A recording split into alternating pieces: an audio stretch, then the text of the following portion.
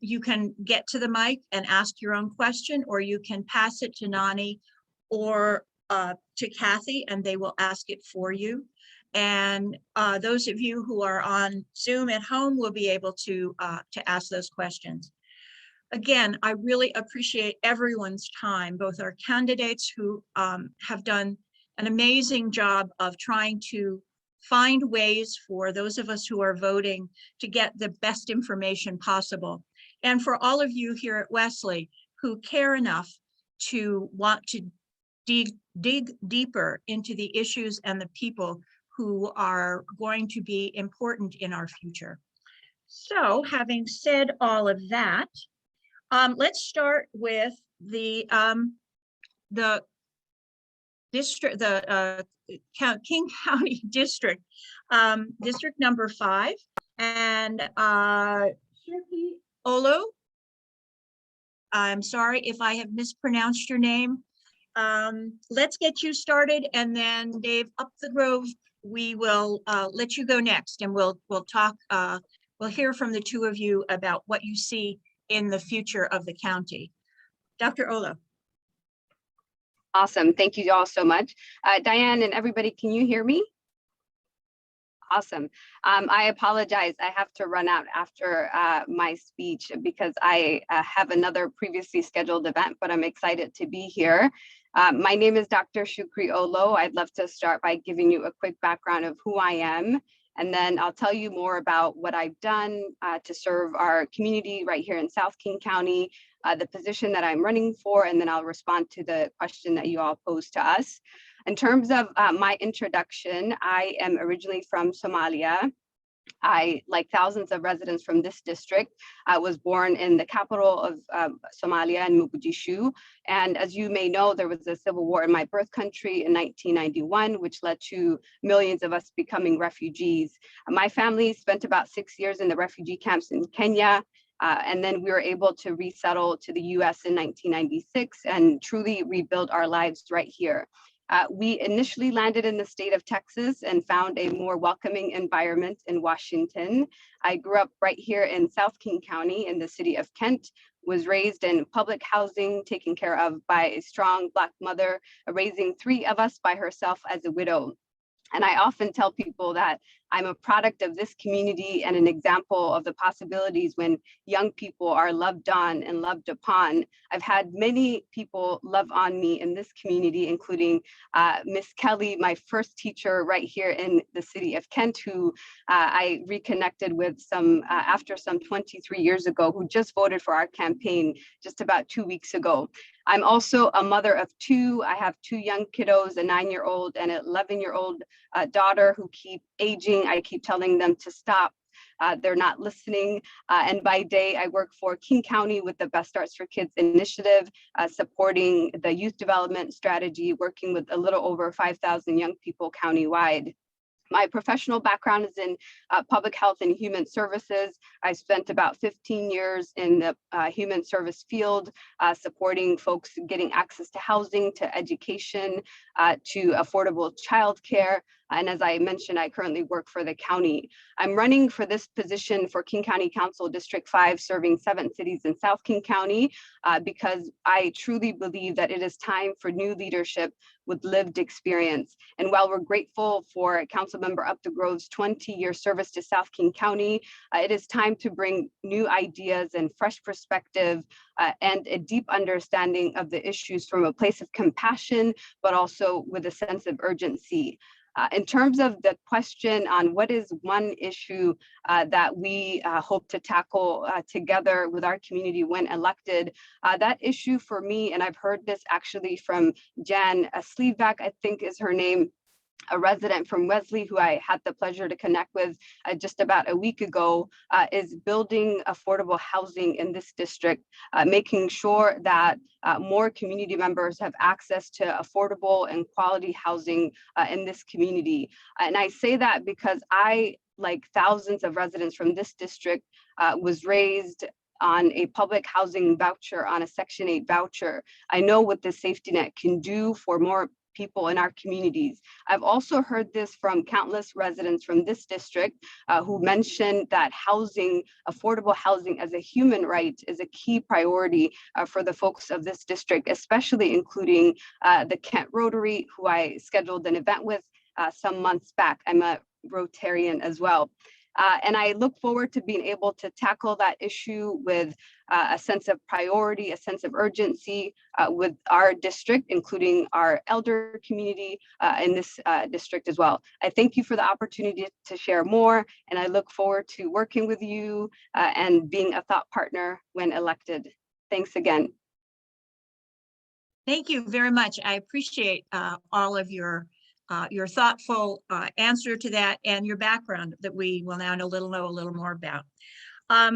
Dave Upthegrove, you are the other candidate for District 5, and I'd appreciate your answering those questions now. Thank you, Diane. My name's Dave Upthegrove. I am your elected King County Council member from this area, and it's good to see a number of old friends and some new faces. You know, the first COVID death in the nation was right here in King County. And I'm proud that by following the science and supporting our public health professionals, King County has the lowest COVID rate of any major urban county in the continental United States. But as we come out of this pandemic, and we will, our region faces big challenges. We need to get homeless individuals off the street, out of the parks, and into housing. We need to do a better job addressing public safety, and we need to help restart our economy so your grandkids can find good jobs and have a better future.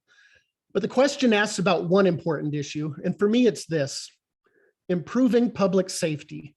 Everywhere I go listening to voters, I hear the same thing: a frustration with property crimes like mail theft, car break-ins, strangers trespassing in the night, and a growing fear of violent crime. In the last 48 hours, we saw yet another shooting here in Des Moines. So as we improve policing to make it more accountable, we can't take our eyes off the ultimate goal, which is reducing crime and improving public safety, because everyone deserves to be safe and feel safe here in our community.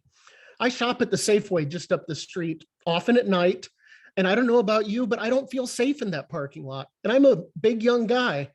We've got to get a handle on this. The other part of the question was, what prepares me to help solve the problem? And it's this: my experience, my relationships, and my proven tested leadership.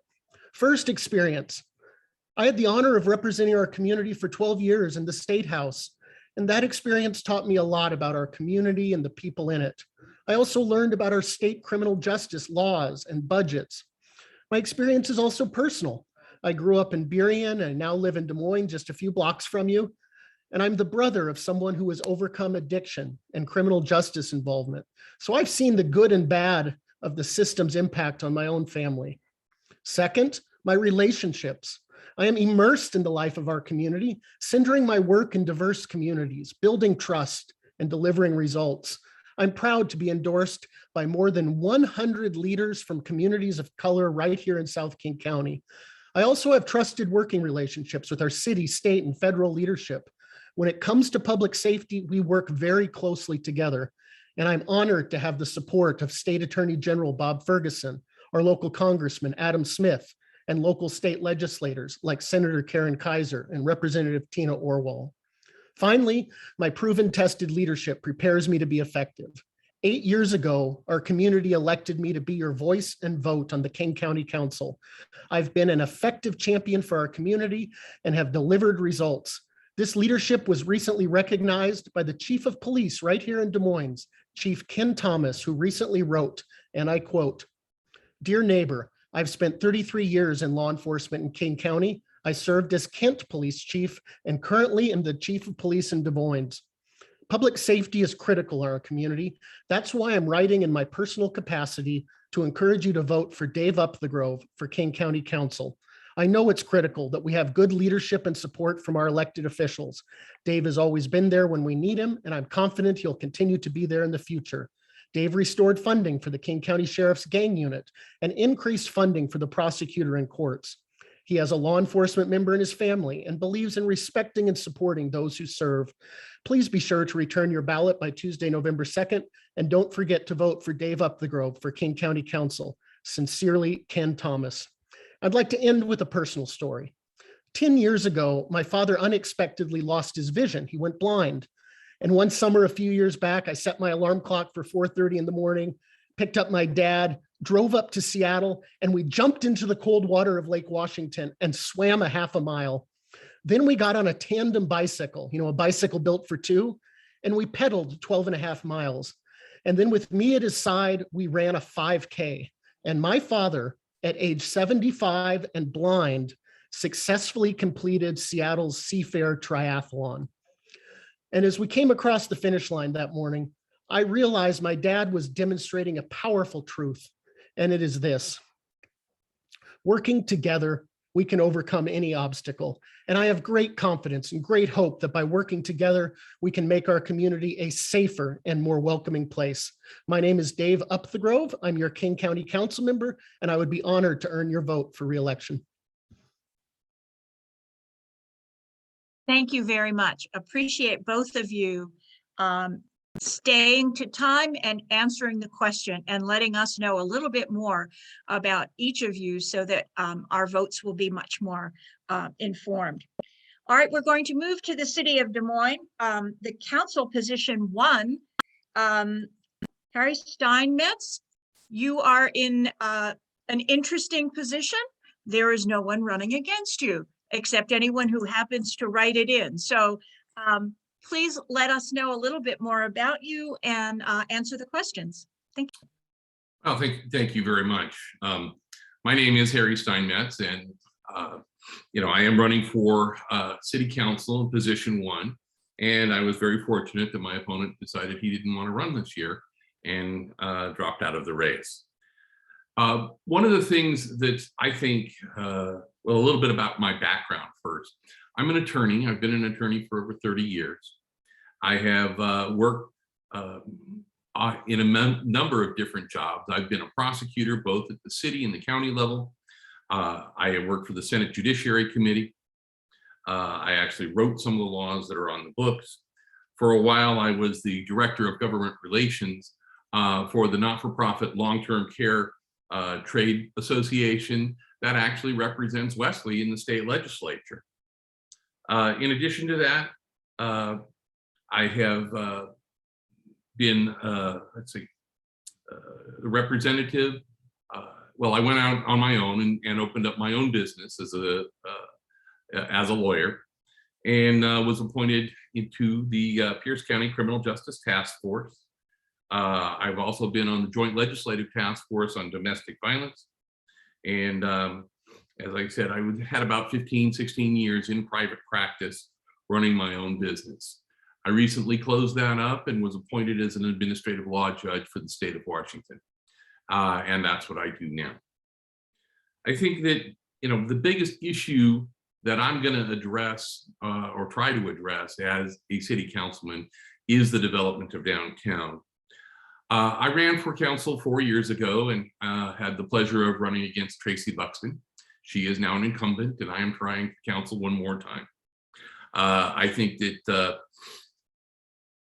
during that time period, we talked about what can we do to get downtown going, and the marina was also an issue.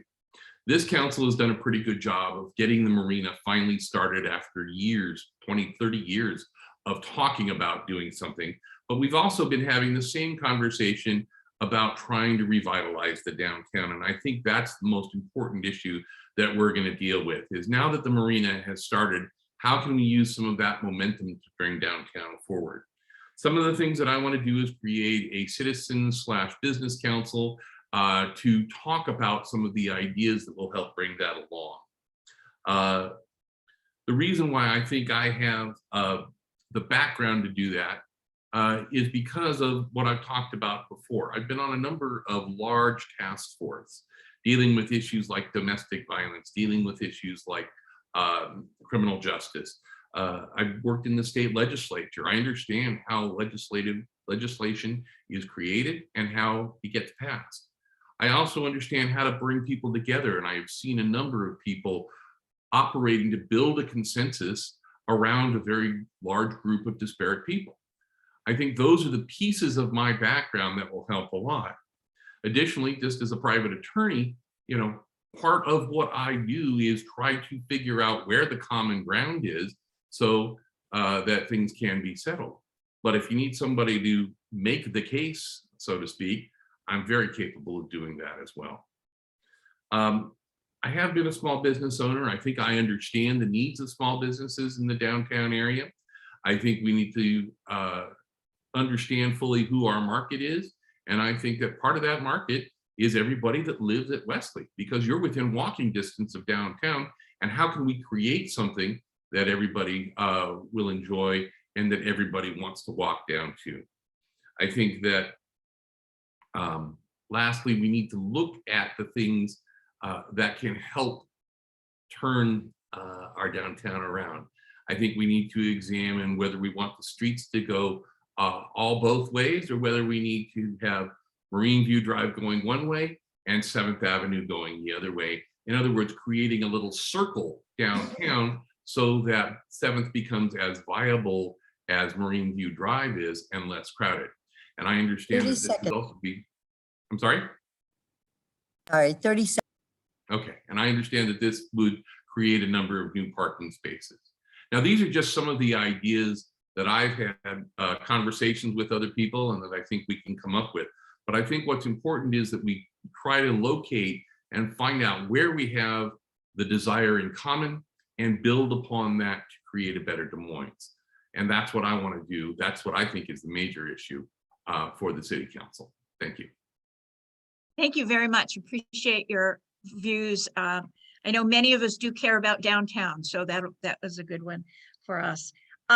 For Council Position 3, according to my screen, Priscilla Vargas, I think, is the one of the two candidates who is here. Kathy, is Jean logged in? Not that I can see. Okay, fine. Well, then, Priscilla, we would very much appreciate your answering those same questions and letting us know about your background. Thank you. Well, thank you so much. And thank you all the Wesley residents that are participating tonight. I appreciate at least having the opportunity to meet you virtually. And what I wanted to share was that this is my first campaign. And I'm very excited for the opportunity. I've learned a lot. It's been an exciting journey. I've devoted most of my career working in the public sector, primarily with seniors and people with disabilities. And the City Council would be a continuation of that public service, which will provide me with the opportunity to serve the residents of Des Moines in a meaningful way. And I began my public service with the city over 3 years ago as a mayoral appointment to the Des Moines Senior Services Advisory Committee. To answer the question that was posed for all of us is public safety, which is my #1 priority as a candidate for Des Moines City Council. Dave Upthegrove took a little bit of my thunder, but that's okay. I think that we may have more of that before the evening is over.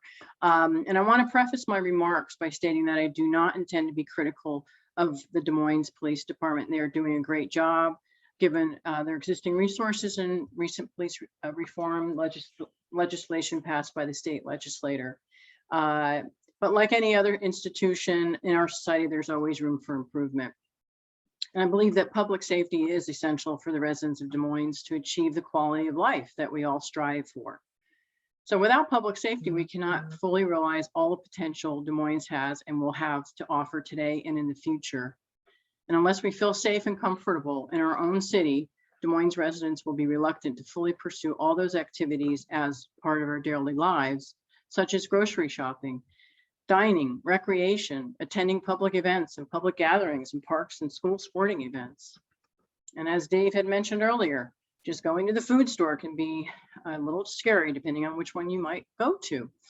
While door knocking during the campaign, based on comments received from most of the Des Moines residents, the #1 issue is public safety. And their concerns included physical safety for themselves and their children, a spike in violent crime this summer, homicides, most recently, even in the last handful of weeks. The frequent occurrence of stolen vehicles and car break-ins and vandalism, such as mailbox thefts in their neighborhoods, open drug dealing in certain areas of the city, and excessive vehicle speeding and loud exhaust systems. So what makes me the most qualified to help solve this challenging problem? And although I have not worked in law enforcement, I bring over 31 years of experience and leadership skills working in the public and private sectors. I've worked directly with members of the community advocacy groups and political leaders. And during my career, I've also served on various state and national governing boards. I have also been endorsed by the Police Guild and have had the pleasure of doing a few ride-alongs over the past few months. As a candidate, I met with city manager and chief of police to urge for funding of additional resources, including more officers and safety equipment. Fortunately, the city budget includes funding for 2 additional officers. And as a council member, I will pursue the position of liaison to the Public Safety and Emergency Management Committee. In that role, I will work with council, city manager, chief of police to organize public forums to seek direct input from city residents on specific public safety issues and problems in their neighborhoods, along with their proposed solutions. And in the interim, I will ask for information from the chief of police on current hotspots in Des Moines and how police resources are being deployed to address criminal activities in these areas. The components of my plan will be carried out with full transparency and participation of the city council, city manager, and chief of police. I am Priscilla Vargas. I'm running for position 3, and I ask you for your vote. Thank you. Thank you, Ms. Vargas. That was very informative. Helps us to get to know you a little bit better.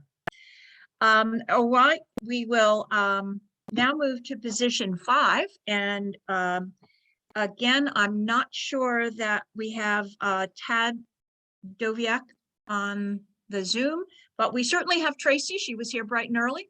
So Ms. Buxton, would you please inform us about what you think is important? Thank you, Diane, and thank all of you for coming out tonight to hear us talk about our positions and ourselves here moving forward in this election. So my name is Traci Buxton, running for position 5. And I think I'm going to combine my answers to these questions together with my introduction. So the key question, I want to begin with a conversation that I had about a year and a half, 2 years ago with this one of the seniors in our community. And she said something kind of candid to me. She said, you know, costs a lot of money to live here in one of these communities. I've got a lot of money. I just need more opportunities to spend it here in this downtown. And I thought, well, that's some pretty candid feedback. And so my issue then that I picked is economic development, sustainable economic development. So before I talk about my credentials, I want to share a story. So when I came to present at this same time, about 4 years ago, we came to Wesley and gave a presentation. And what I did that time is asked everybody to kind of close our eyes and envision a future where your family comes to visit. And there's too many people for one car, but you want to go spend the day together in downtown Des Moines. So imagine boarding a shuttle where everybody can ride together, and you ride into downtown and you get off somewhere and have a brunch. Then you get back on the shuttle after brunch and ride down the street and go see a play. Then after the play or go to the theater, you get back on the shuttle and then go down to the marina and spend the afternoon together, go down to the beach, play in the park, get back on the shuttle again, go for dinner and dessert somewhere. And then when you're done with dessert, get back on the shuttle again and head home, and it drops you off right in front of Wesley. And that seemed a little bit like a pipe dream, like, could that really happen? And the thing about my experience and credentials that I want to share is the components of that little pipe dream vision: a shuttle, new places to eat, entertainment, recreation. Since I've been elected, we have moved forward in all of those areas. It's amazing. We do have a little shuttle now that runs down around through town. It doesn't go down directly to the marina yet, but it runs past restaurants and all of these components in that dream, like I said, have moved forward. We've got new restaurants, the Origin, a little donut place, the Organic Blend, the Quarter Deck. Entertainment is moving forward in the work on the theater, and there's entertainment down at the Quarter Deck, live music in some of our restaurants. Could we do better? Of course we could do better. And we're working on the expansion of all of those things, the expansion of the shuttle route, bringing in a more inviting environment for more of these things. Our marina redevelopment is going to provide an expansion of entertainment, eating establishments, recreation, and business opportunities. So all of these things have a really great future ahead. Personally, I've been in support of our economic growth, both from our dais here in town, but I'm on regional boards and committees supporting and promoting economic growth here in our city. As a contractor and business person myself, I've supported personally and regionally our businesses, large and small. I've supported transportation options. As a former mental health professional who's raised my family in this community, I'm a big supporter of accessible services and activities and recreation. And last but definitely not least, and really most importantly, is supporting safety in our police and whatever they need to be successful and to move forward in bringing safety into our community. And that's why they've opted to support me as a candidate. So I'm hoping that I can garner your support as well, your confidence and support, as I've worked really hard to move these things forward in our community. I think we're going to move it forward even further in the next few years. Thank you. Thank you, Ms. Buxton. Appreciate your answering that. I have an announcement to make. For some unknown reason, Gene Achziger did not get the invitation, and so he did not show up for us today. He is oh, there he is. Okay. Hi, Gene. I'm sorry. This is the first I heard of it. Okay, I'm sorry that didn't work out well, but thank you, Kayleen, for making the connection there. Okay, so we just had Tracy and Tad doesn't seem to be here. So if you all don't mind, Jean, did you hear what the question was? I'm sorry, I just have logged on now. I have no idea. Okay, let me do this. Let me tell you what the question is, give you a little bit of time to think about it, and then we'll circle back to you as soon as we finish position 7, the 2 candidates for that. Would that work for you? Sure. Okay, great. The question is, what is an issue? What is one of the most important issues for Des Moines that you will be dealing with if elected? And what is it about your background and your experience that makes you the best candidate to help the city go forward? Okay, thank you. Is that clear? Okay, great. All right. So let's move on to council position 7. And we have both Matt Mahoney and Soleil Lewis. Ms. Lewis, would you mind going first? Sure.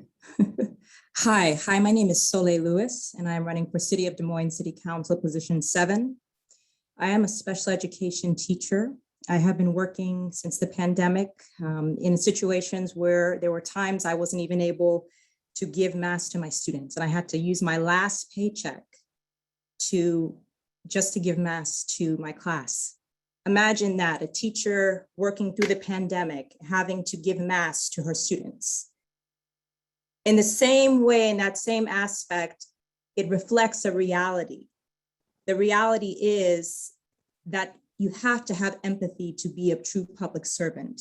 And I believe my experiences, not only as a special education teacher, a Teamster 763 union member, but also my experience as a bill tracker, tracking legislation that comes through the Washington State Legislature and through Congress, is reflective of a policymaker and the public service that is needed in our city. When I think about the reality of those individuals that are in our retirement community, I've spoken to numerous of people who have lived in Des Moines 30, 40, 50 years, and they tell me the same thing. I'm concerned about the direction of how my city is going.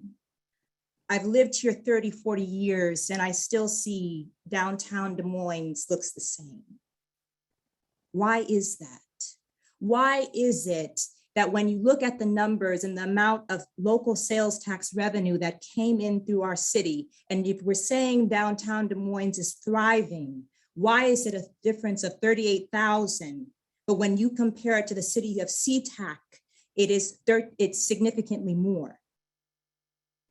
We have to look at and see in our community, are we really living up the truth of where and who our policymakers are? The truth is that I've spoken to a woman just today. She told me she's 72 years old and she's lived in her house, and she said to me, I have cancer and I'm gonna lose my house. I can't pay the mortgage and I can't pay the property taxes on my property. This hit home for me because I know what it's like to have insecurity and my family's house going into foreclosure.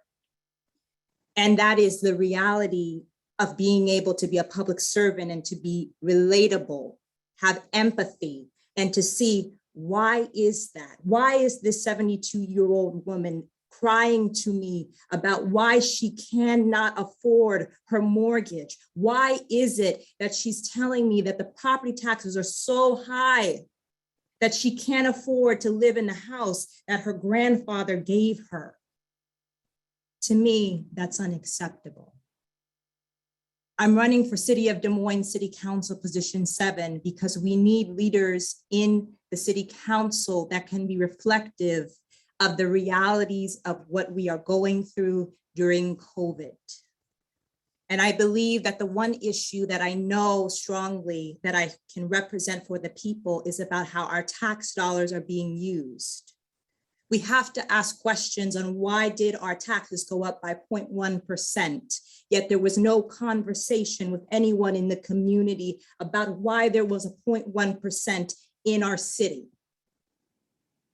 And why is it for that 0.1% that is supposed to go to affordable housing tax credit, it is significantly less in the fund compared to every other neighboring city with an affordable housing tax credit?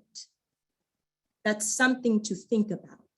How is our tax dollars being used? And also, how is it being reflective of what we want to see in our community? I'm endorsed by Congressman Adam Smith, Representative Tina Orwell, the MLK Labor Council, Teamsters Union 763, the Washington State Educators Association, and many more. I'm Soleil Lewis, and I'm running for City of Des Moines City Council position 7. Thank you, Ms. Lewis. I appreciate your letting us know a bit more about you. Also running for position 7 is Matt Mahoney. And Mr. Mahoney, will you now give us some background on you? Thank you, Diane. And it's sort of good to see everybody down in Wesley. I'm the current deputy mayor and hold the council member position number 7. My wife, Beverly, who's the president of Rotary in the community, we have 4 kids and 2 grandchildren, which is, I'm a little greedy, I'm hoping for more. I live on North Hill, and when this Christmas season comes up, like every season, when you look up on the hill and you see the house with the crazy amount of lights, that's me. I'm a bit of a Clark Griswold, but I enjoy the holiday. I'm currently a buyer at Nordstrom in addition to being a city council member. I commit between those 2 jobs about 80 to 90 hours a week, and love every minute of it and feel that the commitment is worth it. I am a U.S. Army veteran. In the past, have been a volunteer firefighter and a fire commissioner, and I have 35 years of business experience in various companies and so forth. I believe experience and wisdom rather than emotion should dictate the decisions. I analyze the numbers and I know how to use them. I'm not going to compare a city like SeaTac against Seattle, especially when we're comparing a COVID time when they were nearly shut down to the next year where they would have a huge increase and they wouldn't even be comparable to our city. Plus they benefit from the airport and all we get is the negative impacts. I've planned millions of dollars in budgeting as a buyer for Nordstrom, more than we do in the city. The city's worth about essentially $100 million. I actually, in former lives, I worked at Crystal Mountain. I did in the ski season, I ran the rental shop, and in the summertime, I managed the environmental plan that added the gondola, the Upper Mountain Lodge, and some of the chairlifts that they see today. So I have some great experience in environmental development. I'm an active scuba diver, and I'm a strong advocate in the community. You'll see me. I'll be at the farmers market. My wife and I are chair of the Waterland Parade to preserve and protect a great event in our community. I've always been a supporter of Wesley. I recently championed and supported the Sky Bridge that you guys just had, and I'm excited to see the development in your community. I am a connector. I put people together. The reason why, one of the biggest reasons SR3 is in our community is I was a major champion of that through my diving experience. I'm often in the sound diving, and I spend a lot of time doing events to clean up the sound. Rarely, maybe Councilmember Buxton could tie me, but do you find somebody so committed to the community and involved in every aspect and be accessible to people? I am endorsed by Mike Pelliciotti, and actually in this race, Tina Orwell has endorsed me. My focus the way I want to answer this question is it's both public safety and water development, and I'll get into it. First of all, I strongly believe in our police. I believe there's several things that are going against us, one being COVID and our prisons having issues with incarcerating career criminals, King County downgrading felonies to misdemeanors and downright dismissals, along with some state legislation that's honestly, I feel, swung the pendulum too far. What that's done is left too many career criminals on the street, and now we have an increase in crime. So I have fought to add police. In fact, the American Rescue Act, I wanted 4, I got 2 in the compromise. We've always fully funded our police, and I'm endorsed by the police in this town, and they would love to see me stay in office because they know I got their back. But also, I'm about the waterfront development. That's really big. A lot of people don't understand that to get downtown to be what it is, we need to develop what we can do. That's the public property, and that's the marina. If we get that developed, our start in the development, what that's going to do is make us very attractive to investment and development. We have a problem with landlords making money and very, very little what I'll call quality business space to have. It's easy. If we can get the attraction and the amenities there, people will want to build in our downtown. They want to add the businesses. They want to invest here, and it'll be a great place to live. We might even get a grocery store. And those are the 2 foundations that I go off of. That's what I ran 4 years ago. What we've done over the last 6 is we got ourselves from bankruptcy to fiscal responsibility. We got ourselves sustainable, and we got a reserve.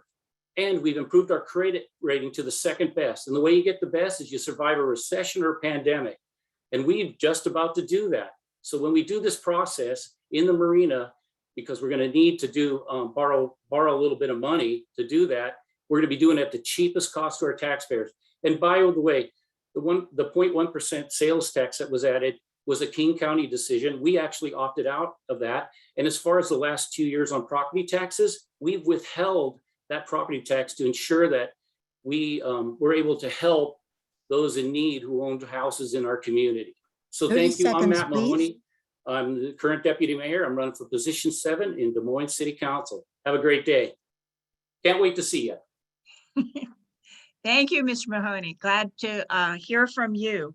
And now let's go back to position 3. Jean Achziger, you're on. If you would introduce yourselves a bit, and then let us know what you think is important and why you would be a good person to fill that in. And I'm really sorry that we didn't get you and Ms. Vargas up at the same time, but that's technology for you. Okay. Well, thank goodness for Kayleen Moon letting me know that this was going on and asking where I was. I quite frankly was not aware that this was happening. So anyway, my name's Gene Achziger, and I'm a 45-year resident of Redondo. And let's see, I started out almost immediately when I came to the community of being a community activist. I've spent 14 years as the community club president. And then I helped lead the effort to annex Woodmont and Redondo to the city of Des Moines. Along the way, I've been involved in various projects. We got Wooten Park started. We did become part of the city, and I left then city participation for a while to go on to become the president of my union, the Pacific Northwest Newspaper Guild, and served there until 2009 when the Seattle PI ceased its print publication. And I came back and started going to Highline College to relearn some of the systems that we were using at the PI. They were proprietary, and so I had to come back and learn the generic material. Almost as soon as I came back to the community full time, I was asked to run the campaign to save the Mount Rainier Pool, which was very successful. We were at the height of the Great Recession, and we were able to convince the public that having a place for the kids to learn how to swim was important enough for people to add an additional tax on themselves during the Great Recession. So to me, that was very gratifying to know that the people in Des Moines do care enough about their kids that they were willing to do that. And being successful in that, some friends at Tukwila asked me to do the same to help save the Tukwila Pool. And 2 years later, I was able to help do that. Along the way, I became the president of the Des Moines Legacy Foundation, which is dedicated to helping disadvantaged youth and seniors to participate in various activities around town and support them in need. One of the first things that we did when the COVID crisis hit was we were concerned about food security and trying to do what we could to assure that. We quickly found out that it wasn't necessarily a lack of food being available, it was transportation. So we purchased a $35,000 van to help the food bank be able to transport the food. As far as, and in addition, I've been involved heavily in all of the civic activities around town, everything from Waterland Festival to, with Legacy, the Bayside Brunch, the Bids for Kids, the Arts Gala. I'm the chief graphic designer for the Destination Des Moines, and so you've probably seen my work on posters and all that stuff. And I just recently designed the new logo for the farmers market. As far as what I think the most important issue going on with the city, and I've heard this from doorbelling, North Hill to Redondo, is that people don't feel like they're being included in the process. And decisions are being made without consultation to the public. And we used to have in town here, we used to have a citizens advisory committee. It has not met since 2017. And people are just going, what's going on? What about, why isn't anybody telling us what's going on? Our website is you know, a major means of communication, and it's almost impossible to navigate. So that's one of the things I think we really need to repair. 30 seconds, please. Okay. Anyway, I'm Gene Achziger. I'm running for position 3 on the Des Moines City Council. And what I want to do is return transparency and also to get people more involved.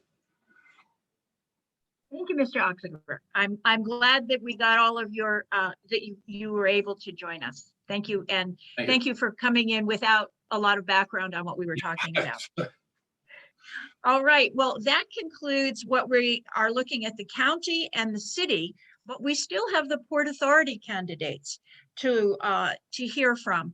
And as I'm sitting here listening to the planes go over and see the grit on my windowsills, I know the Port Authority is important to those who live locally, but it's also a very important for the region. So I'm hoping that we, as we hear the candidates for these positions speak, that we'll get some more insight into those aspects. For position 1, I'm not sure that Norman Ziegler is on. Am I mistaken on that? Has Mr. Ziegler come on? I cannot see him in attendance as well. Okay. Well, the other person running for position 1 is Ryan Calkins, and he is on. So, Mr. Calkins, if you would let us know a little bit more about you, I'd appreciate that. He just logged in, so he might need another 30 seconds. And I'm my here. oh, there he is. Thank you.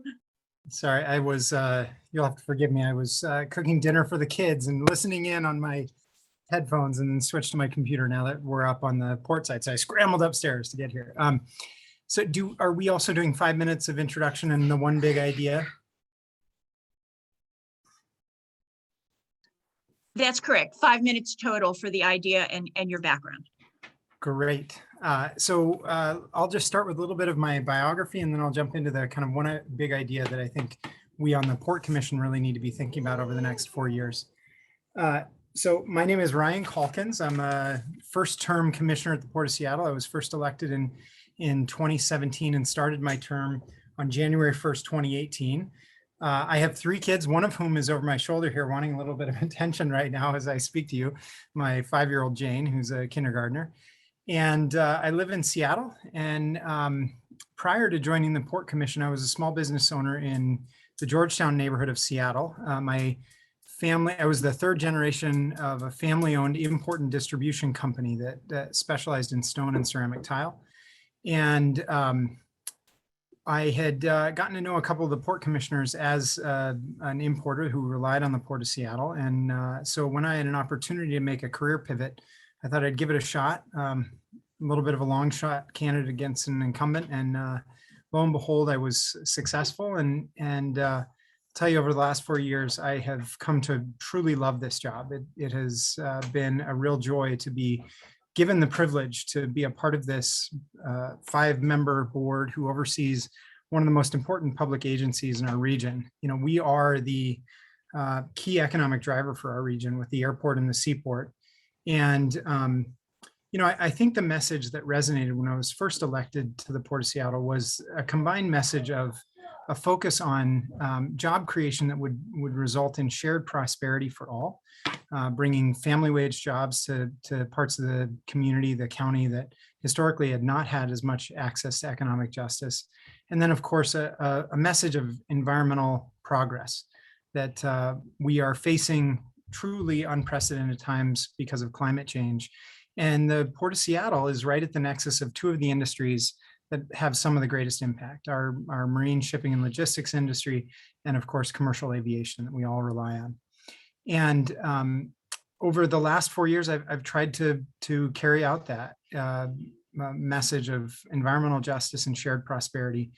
And the reason I'm running for re-election is because I think there's still a lot of work to be done. Obviously, we're at an inflection point for our climate, and we need to have all hands working on this. And at the Port of Seattle, I believe that we're an agency that can provide an example to ports around the country and around the world about how we can take what feels like an intractable problem. How do we take these ships and planes and trucks and provide a just transition to an environmentally sustainable future? And so with my remaining time, I just want to share what I think is a big idea that will be truly impactful for our region on both the environmental front and on the creation of family wage jobs. The idea is that as we transition off of fossil fuels and to clean energy, we in Washington State actually we're in the lead. We have a natural advantage because of clean hydropower, a political constituency that wants us to make these investments, and an extraordinarily advanced manufacturing infrastructure because of our aerospace community. And we can take all those attributes that we have and the willingness of our population and say, what is the next big thing? And I believe it's ocean renewables. We have at the Port of Seattle an opportunity to be a key link in the supply chain on offshore renewable energy. And I think the most important component of that is going to be offshore renewable wind.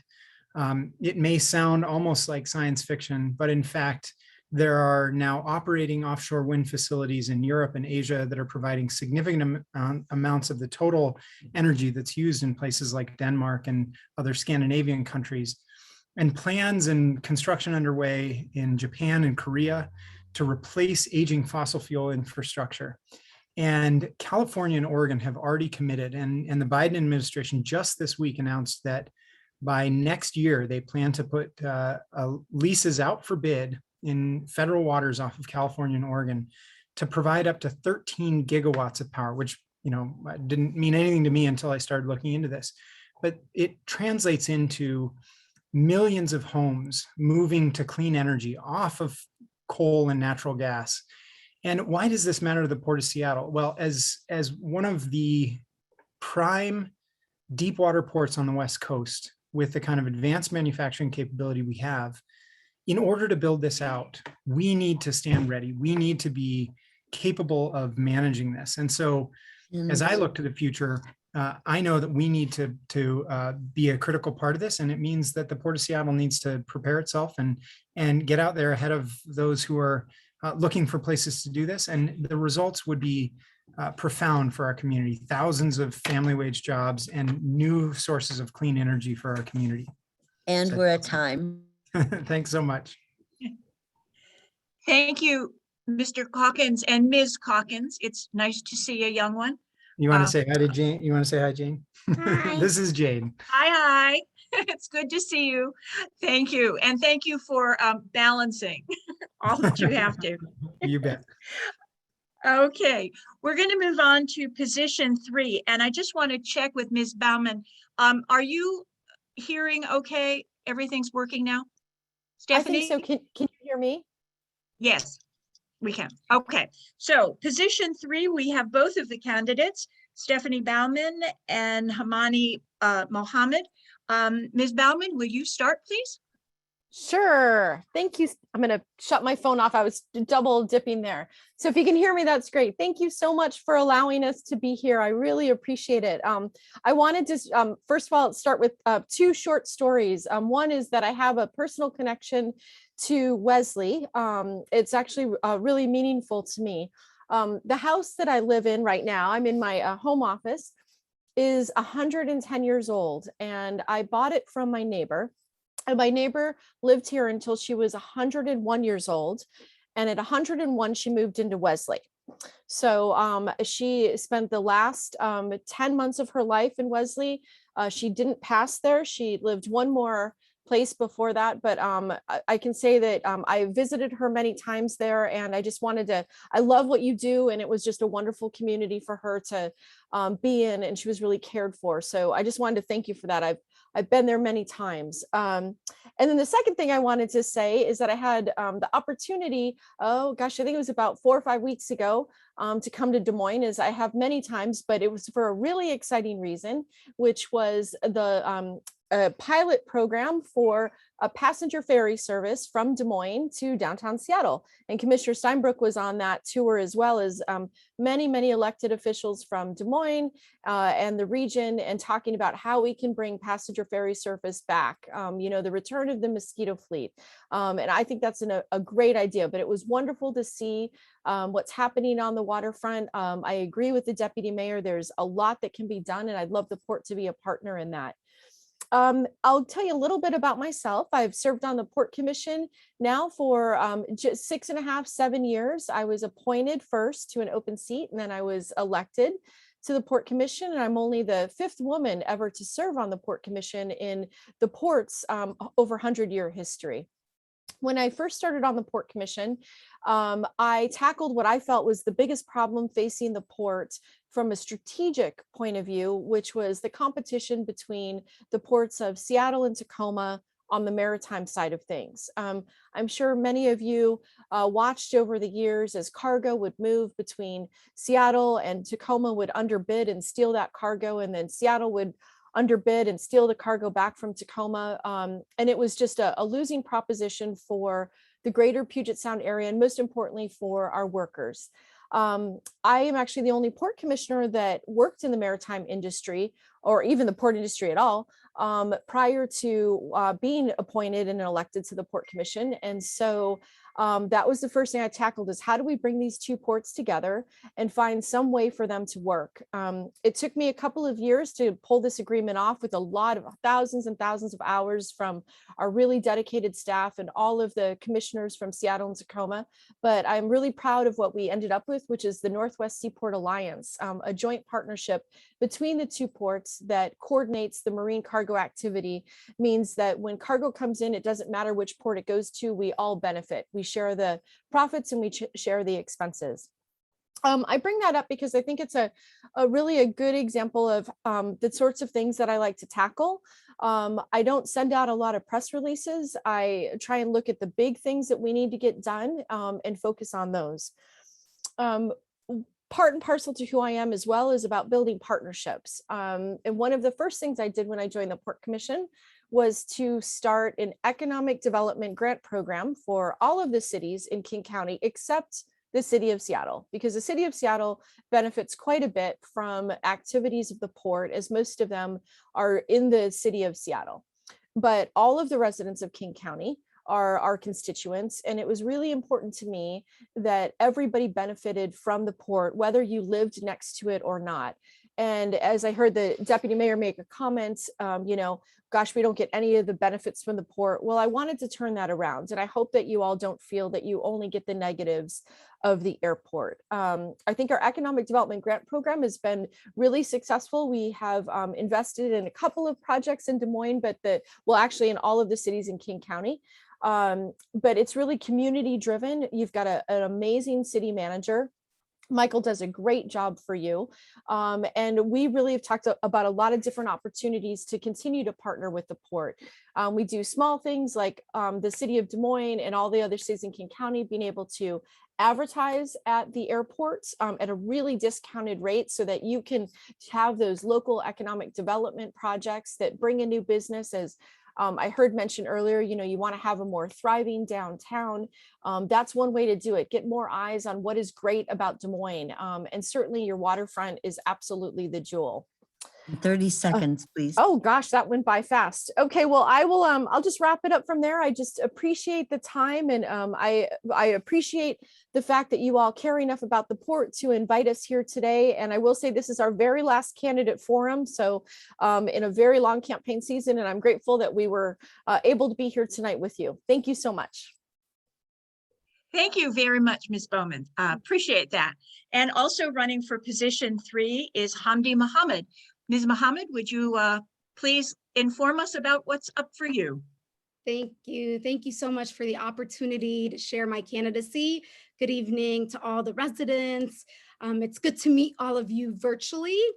I am running for the Port of Seattle Commission, position 3, and I'll start by sharing a little bit about myself, my experience and qualifications, and then answer the question that includes my priority areas. I was raised in a family of entrepreneurs. My father he owned a small trucking company, and my mother was a SeaTac airport worker. My husband today has also worked in the airline industry. So I've always identified the port as my community. I know firsthand how important it is that working families and small businesses are protected. I have dedicated my life to public service. I have experience working for Congress and our local government as well. Today at the King County Executive Office of Dow Constantine, I implement internal and external policies, including training developments for over 15,000 county employees. I also advise on the county's $12 billion budget. I manage initiatives that invest millions into our small businesses, community organizations, and COVID-19 response. During the pandemic, I brought in 14,000 pounds of essential supplies that went directly to our community health clinics and frontline workers at no cost to King County government or to those health clinics. It was through business relationships I've built throughout the years. I helped secure through our county budget, millions of dollars that went into an international market to support tourism and provide economic opportunities for small businesses in South King County. I have also served on a number of our nonprofit boards and also as the regional organizing director for President Biden's campaign. So I decided to run for this position because I have the skills, relationships, and expertise in economic development and budget oversight to achieve tangible results for businesses and communities that are in and around the port. I will bring a strong fiscal responsibility lens to ensure that we propel our port forward, especially during this pandemic recovery moment that we're in. As Port Commissioner, I will ensure that taxpayers' money is protected and that our public interest is served in a bipartisan manner.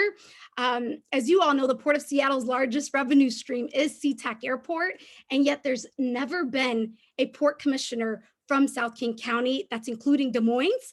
As a SeaTac resident, I am prepared to ensure that the voices of our community are heard as members who are part of an impacted community. I'm prepared to be a strong voice for cleaner aviation fuels, stronger sound installation programs. Those planes flying over our homes are tough, as well as economic development and partnerships with our local cities and with our local leadership as well, our elected officials. I believe that when South King County is doing well, the rest of the county is doing well, the rest of the state is doing well, and that we are all better off when we are all better off. I'm proud to share that I've been endorsed by over 60 elected leaders. That's including our King County Council member, Dave Upthegrove, Senator Karen Kaiser, Representative Tina Orwell, our Congressman Adam Smith, MLK Labor, and our environmental organizations who all believe in my leadership and my vision that I'm bringing to the Port of Seattle. And some of my priority areas will be, to answer the question, is economic development, business stabilization, and environmental action. And environmental action goes hand in hand with our COVID-19 recovery response. With economic recovery, I am looking forward to working to establish reentry programs for COVID-19 impacted workers, making sure that our port is more competitive by streamlining our operations at our waterfront, improving freight mobility, making investments in things like high-speed rail, ensuring that we're getting the most out of the $1 trillion infrastructure bill. And I'm well positioned to be a strong advocate to get our region the most dollars as someone who's worked for Congress as well. Also investing in our young people to create a pipeline into the workforce, right? Not just summer internship programs, but actual permanent jobs. I'm proud to serve as an advisor to Maritime High School in the Highline School District. We are seeing the crisis right now that's happening in the supply chain, and that has underscored an existing crisis that was happening, and that's the labor shortage crisis that's happening in our region. And that We that are was- at time. Okay, we are at time, and that was long before the pandemic has hit. So really introducing our young folks into the maritime industry is a passion of mine, and I hope to earn your vote and support. Thank you so much for the time. Thank you. You guys are getting better and better at talking a lot of words in a very short amount of time. I must say you're all really good at it. All right, so we are at the last position that we're voting on this year for Port, and that will be Peter Steinbrueck and Toshiko Grace Hasegawa. Ms. Hasegawa, would you please go first? Yes, Ms. Collier, I'd be honored. Thank you so very much for the opportunity to be able to convene with all of you. And I know we're hanging on, the hour's getting late. So I'm taking note of the time, and I'll be sure to stop at 7:46. But my name is Toshiko Grace Hasegawa. And, yesterday, my grandmother's funeral and burial took place. And so I'm really just channeling her with me today. And I'm reminded of something that she said to me. And she said, honey, there are three kinds of people in this world: those who make things happen, those who watch things happen, and those who go, what the heck just happened? And I was really raised to embrace that we have to be a part of the change that we want to see. So I'm going to tell you all a little bit about who I am. And I think that informs why I'm running and why the Port and why in this moment. But, I'm a fourth generation Japanese American. My great grandparents immigrated through the Port of Seattle in search of economic opportunity, and they laid down roots in the Beacon Hill neighborhood in South Seattle. On my mother's side, we have been Washingtonians for 6 generations. I am a proud product of the community that raised me. I'm a daughter of the labor movement. And my father, who went on to be Secretary Treasurer of the Teamsters, Local 174, really taught me that we have to speak up for what our rights are. And we have to take action to see the change that we want to see in the world. And, so I'm called to a life of public service because I understand that we are all a part of something greater than ourselves. And now I am the mom. I have my beautiful baby girl who I have the privilege of raising right here in the same neighborhood where my father took his first steps. And I watch her look at the airplanes go overhead with eyes wide wonder. She thinks they're so cool. And I also know that kids in our neighborhood have a higher incidence of infant mortality. They're less likely to make it through their first year. For neighborhoods like Des Moines that have measurable impacts because of the proximity to the airport, your life expectancy is shorter to the tune of 7 whole years, right? And so I really carry that with me because I have seen across generations firsthand the impact that the Port has had on our community. So when you ask, what is the important issue that I'm running to prioritize? It's hard to summarize in one point because it's all connected to each other, but I think I will describe it like this. It's about improving the quality of life for all of Puget Sound's residents. We all deserve to feel safe and healthy in the communities where we haven't put down roots, invested our time and our energy, and built something that we're very proud of, quite simply. I think of my grandmother who was over the summer, pretty much stuck inside because of the choking smoke and her heart condition. She couldn't risk the extra exposure to the air because it was too toxic for her to be able to breathe. Here at home, with my infant daughter, it was the same thing. And really, it brings me so much consternation as a mother when I think about our future and knowing that our climate change is here because we have had a role to play in that The Port of Seattle is the second top polluter of carbon emissions in the state. Our challenges are not hypothetical, and we need to stop being reactive, but be proactive and employ some meaningful steps in order to make sure that we're getting ahead of our goals, make sure that we're centering community voices. The city of Des Moines is a wonderful yet sorrowful example of folks who have been present and active and advocating for change, but had very little accountability, transparency, or responsiveness from the Port of Seattle. You know, I see how the city of SeaTac is compensated for accommodating the port in its city. But the city of Des Moines has just as much an impact, if not more, from its operations and should be fairly compensated as well. I would love to see the Port of Seattle reboot some of the projects so that all new construction and all improvements upon your facilities can account for sound insulation. Those planes that go overhead, so high overhead. It's already 7:46. Now I know what Stephanie's talking about. But you know, I will summarize it like this: that I am a proud product of the community that raised me. As the director of a state agency, I hope to bring the experience that I have in in emergency response to the port, so that it's truly going to be in service of all people. Thank you so very much. Thank you, Ms. Hasegawa.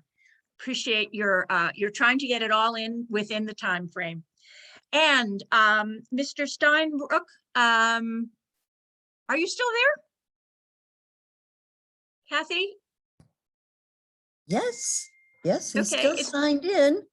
Okay, I don't see his, he was up, his face was up for a while and I don't see it right now. Well, let's give that a minute for him to come back if he lost his connection.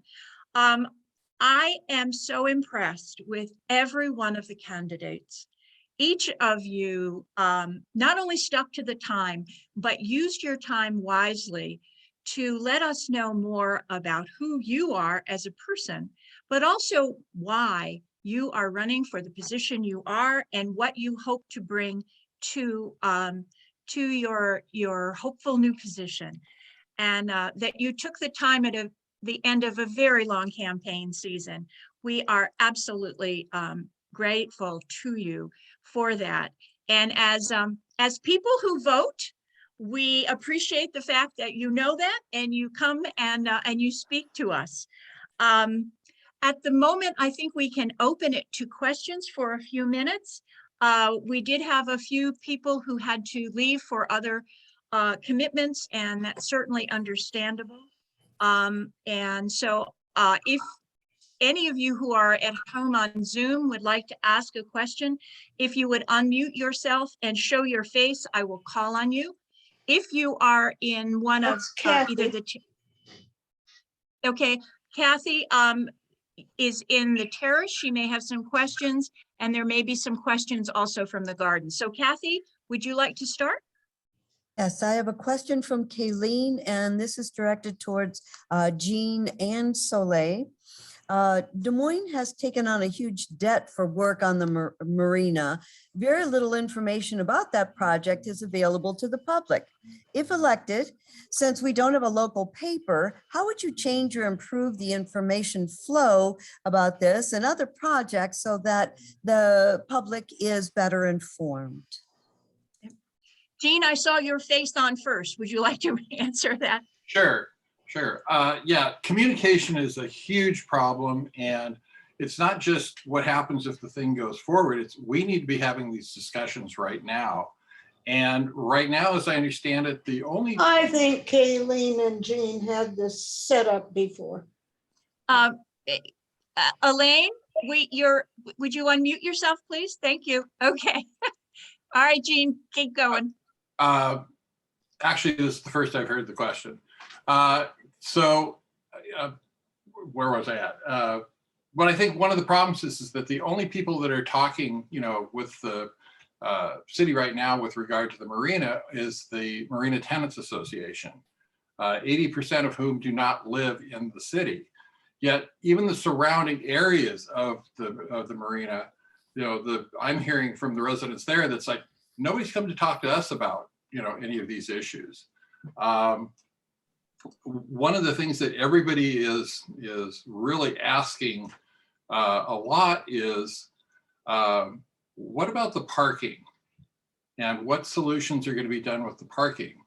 We're talking about, right now, the parking in the north lot is the main access for the people at the beach park.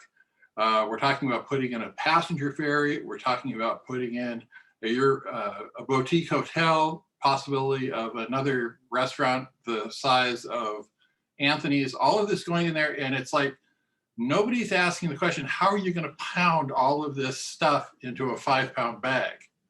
And those are the questions that the public wants answered. And we need to start having some communication with the public in general.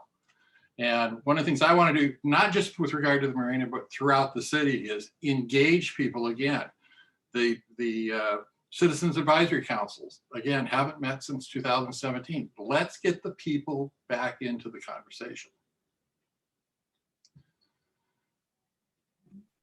Kathy, was the question also directed to Ms. Lewis? I don't remember.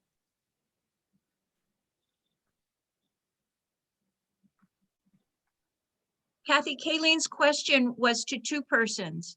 And I don't remember. Yes, it was Miss Lewis as well. It was Ms. Lewis. Okay. Ms. Lewis, do you have anything to let us know about your plans for communication?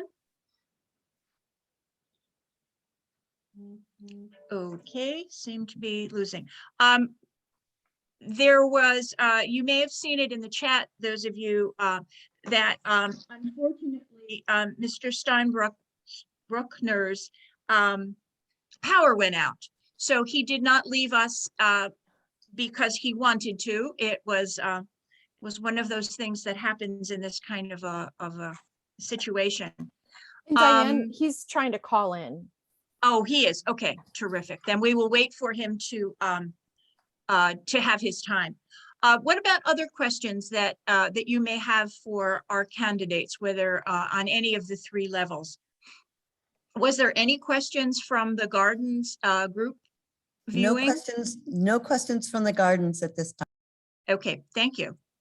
Other folks who are watching from home, from Zoom? Okay. Come on, Mr. Steinbrueck. Well, let me once again thank all of you, both those of us who are residents here and those who are watching from other places. Yes, okay. We do have a question here at the Gardens. Okay, thank you, Nani. Would you please let us know what it is? Yep, go ahead. I wanted to get a progress report on the construction and improvement of the Des Moines Theater.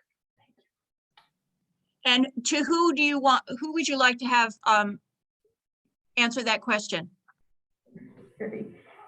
Harry Steinmetz, if he can get on the phone. Okay, Harry, are you able?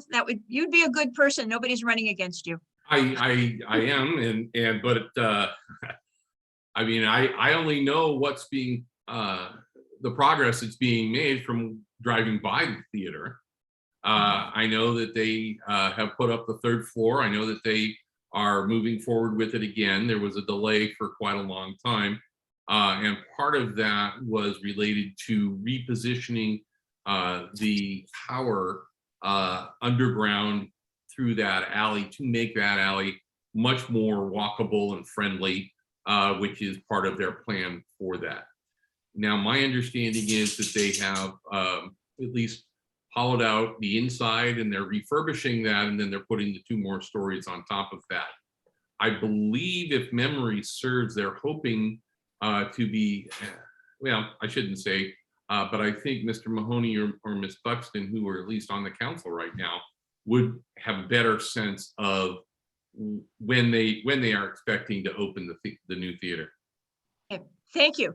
As representatives already on the council, Mr. Mahoney and Ms. Buxton, let's start Matt's taken himself off mute. We'll let him give us an update. And then Ms. Buxton, if you have something else to say, we'll let you in.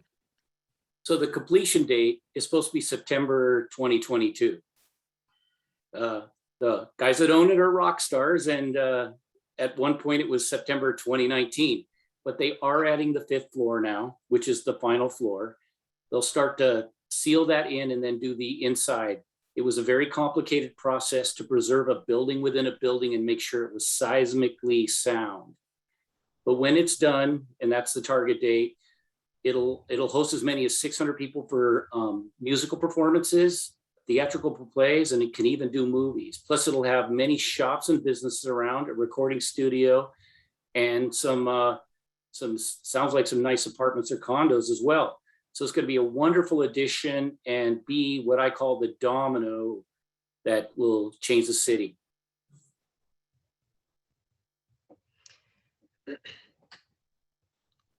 Ms. Buxton? So I think the deputy mayor did a really great job there. I think I will give a very short, concentrated response to the previous question, that there has been some good community outreach in regard to marina redevelopment, but that is a subject that's been on the docket and discussed over a period of decades. And the movement that's happening right now is in response to previous councils. So this is a multi-million, tens of millions, if not $100 million project after it's all done and every single part of the vision is complete. So that's not something that can be done in a period of just a couple of years. What's happening right now is a result of discussions and decisions that have been being made for several years. So there has been community outreach, and the current activities responding to that. There will be more community outreach. There has been staff. We're very committed to communicating with the residents that live on the marina, and yes, the Des Moines Marina Association. And so as we move forward, there'll be more, but as far as the particulars on parking and some of the other things, we have to wait a little bit and see exactly what is going to go down there. It would be a waste of taxpayer dollars to spend hours and hours in making plans for potential progress. We need to know for sure what exactly is being planned to go down there, and then you can begin looking at the details of parking and accommodating that. So we Thank know you. exactly that. There we go. Thank you. Okay, great. Kathy, I understand that Mr. Steinbrueck is trying to get in. Can you help us with that? Thanks, Stephanie, for keeping us informed. Hello. Oh, okay. There.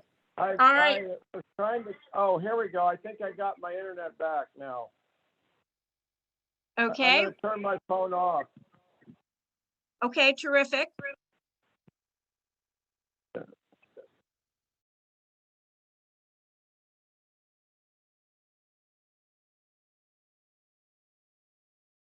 Okay, I see he's back on, Mr. Steinbrueck. I am back. Thank you. I lost my internet connection, and it was, I don't know if the same thing happened to Toshiko, but everything stopped. So I apologize. I'm glad you got on while we're still all here. So thank you for sticking around. I appreciate that, Diane and Wesley folks. I'm so pleased to be here and that you're doing this forum. I will tell you a little bit about my personal background and family history. I think that's what others have done, and my priorities, and why I'm the best candidate. So beginning with my early family history, I was born and raised in the segregated Seattle Central District in the early 60s, when it was one of the poorest neighborhoods and the most segregated in the city of Seattle. We don't need to go into all the reasons why, but that's where I grew up. That's where I went to elementary school. And that's where I gained my early understanding of poverty, of race and discrimination and hardship. And let me say, my family was not from any wealthy or privileged background. We came from a working class background of 4 or 5 generations, starting with my immigrant ancestors who ran a farm in North Dakota to a sustenance farm, and hardworking people. And so I have that background in me as well. Respect for working people, for hardship, parents of the Depression, all of those things. And then my early experiences living in a segregated community in the Seattle Central District. I also learned my civics lessons and community values, let me say, working alongside my father in his 8-year battle to save the Pike Place Market, beginning in the early 60s at age 7 through age 14. I was there every step of the way, collecting signatures, going on marches to City Hall hearings, selling buttons, and participating as a youngster, and hearing and seeing firsthand, you know, what it took to fight City Hall and the establishment. That's where I learned my community values, which I have never forgotten and have carried forward in my personal life, my civic life, and my political life, as well as professional. I have worked continuously in service to the greater good in everything I've done. Volunteerism, activism, the civil rights era had a profound impact on me in those early years as well. And I have at the same time tried to raise a family, and while continuing a life of civic engagement, involvement, and trying to make the world a better place, which is how I got into politics and how I ran for office in the first place, running for the Seattle City Council in '97. I am not a career politician, and it's not my ambition. I'm mission driven to bring about positive change. That's what motivates me. There's a lot to me that's distasteful about politics, to be frank. And this hasn't been the most enjoyable election year with the imposition of COVID and social isolation, inability to have any real debate, a whole lot of rhetoric, a whole lot of sound bites, and superficial endorsement processes. So I'm happy it's coming to an end. And this is as was said, our last forum. So I've told you a little bit about my family legacy, what I carry forward in public life and as a port commissioner. And I've worked hard to move the port and the region forward, building the port of the future with steady, strong leadership and an unswerving commitment to human values and transparency and open government. My first priority as port commissioner, and I have delivered considerably in my short time on the Port Commission in many respects, and on my promises when I first ran around economic development, environmental sustainability, and equity and open government. I've delivered on all of those counts in my short time on the commission. And I also served as the port president during one of the hardest years in recent time during the COVID crisis last year, which we're not out of yet. And I served capably, working around the clock in an emergency mode, 24/7 throughout the entire year to ensure human health and safety were first, protection of our employees. No one was laid off, no one was furloughed, and to continue operations so that the airport and the seaport could continue without interruption under those extremely strained conditions. Yes, we took a lot of revenue cuts and things, but by golly, we kept people working. And that is the core mission of the port that some people don't seem to understand. It's economic development and quality jobs. And that is what I'm there for first and foremost. And that is what I will continue to advance in the most equitable way we can. And my number one priority is equitable economic recovery. Many communities throughout King County have faced extreme hardship. We know that unemployment is very, very high in some areas, particularly in South King County and communities of color that have been historically disadvantaged. And that's where we're putting resources. And that's why even before COVID, I initiated the $10 million Community Impact Fund of South King County that is paying great dividends, putting people to work, working with communities, supporting cities, and planting trees throughout South King County in heat island areas, while giving young people opportunity, many immigrant refugee opportunities to have experienced community in the outdoors for the first time maybe in their lives and plant trees. And I think that's a great thing. There's many ways that we're advancing equitable economic recovery, but staying the course is the most important thing we can be doing. Staying true to the core mission of the port and not turning it into a social service agency for the city of Seattle. We rely on less than 5% of our tax revenues to do what we do in delivering thousands of quality living wage jobs. And I will continue to commit to that. I can't save the Masonic retirement home. I wish I could in Des Moines because it's a beautiful and dangerous structure, but that's what I'll do. Thank you. Okay. Thank you. I appreciate that. I've just been reviewing my notes and I realized that all of the candidates for city council did not get a chance to answer Kayleen's question about the community involvement. So if any of the rest of you from the city council would like to answer that question, I'd appreciate it. And I promise all the rest of you we're just about done.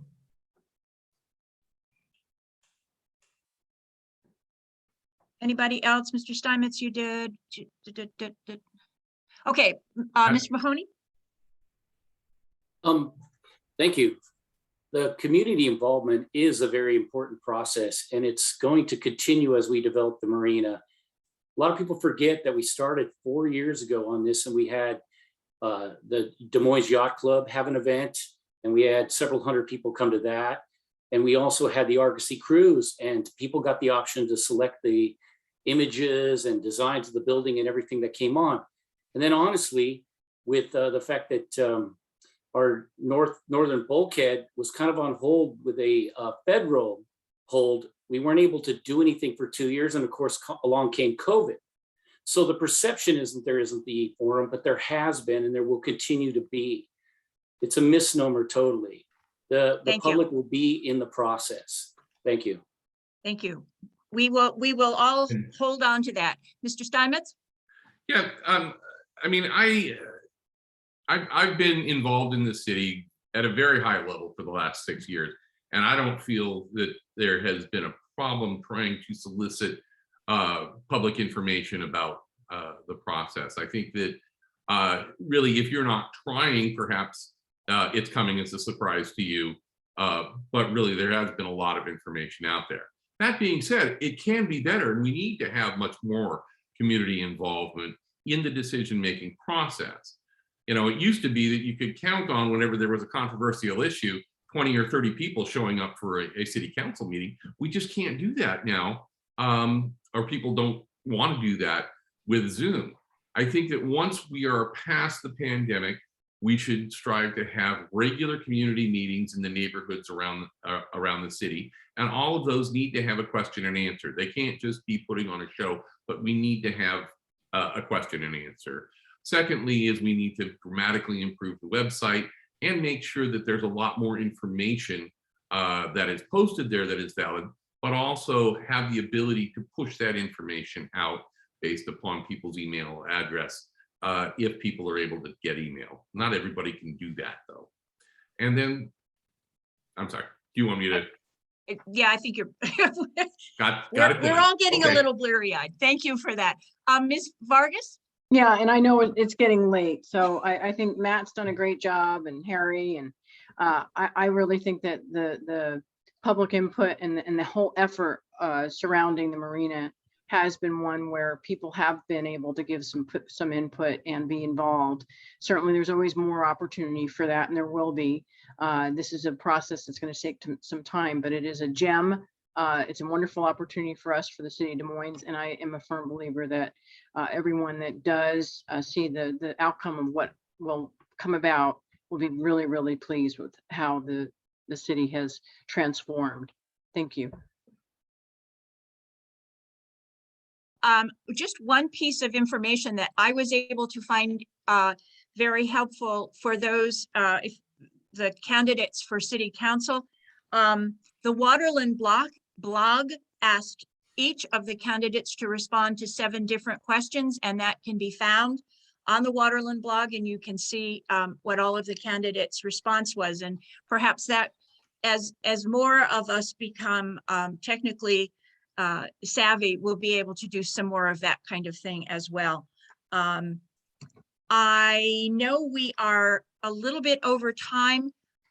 I so appreciate all of you, as I said, both those of us who are residents and those of you who are candidates, for spending what I hope will be the last piece of time that you have to struggle with your Zoom calls and all of that.